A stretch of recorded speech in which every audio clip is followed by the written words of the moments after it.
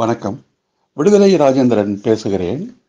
28 ஐரோப்பிய நாடுகள் அடங்கிய 43 ஆண்டுகளாக இயங்கி வந்த ஐரோப்பிய ஒன்றியத்திலிருந்து பிரிட்டன் வாக்கெடுப்பு மூலம் விலகிக் கொண்டு விட்டது.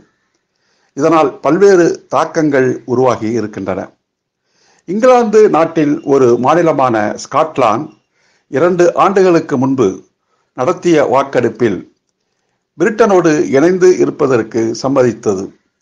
இப்போது ஐரோப்பிய ஒன்றியத்திலிருந்து பிரிட்டன் விலகியதற்கு பிறகு ஸ்காட்லாந்து இங்கிலாந்திலிருந்து விலகிக் கொள்ள வாக்கெடுப்பு நடத்த வேண்டும் என்று வற்புறுத்த தொடங்கி இருக்கிறது. இந்த நிகழ்வுகள் இந்தியாவிற்கு கற்றுத்தரும் பாடங்கள் என்ன? ஒன்று, பல்வேறு தேசிய இனங்கள் கொண்ட ஒரு தேசத்தில் ஒற்றை தேசியத்தை உருவாக்குவது என்பது காலத்தால் புறந்தள்ளப்பட்ட ஒன்று.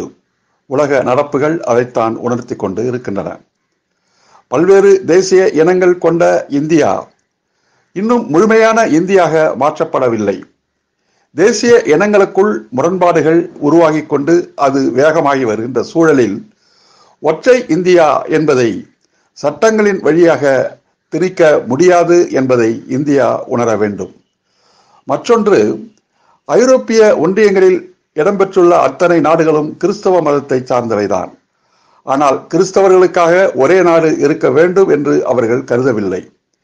அதைப்போல் இந்தியாவில் இருக்கின்ற அத்தனை மாநிலங்களும் இந்துக்களுடைய மாநிலங்கள், எனவே இது இந்துக்களுடைய தேசம் என்று ஒற்றை மதத்தை திணிக்கும் அந்த ஆபத்தான முயற்சியையும் வெற்றி பெறாது என்பதையும் இந்தியா புரிந்து கொள்ள வேண்டும்.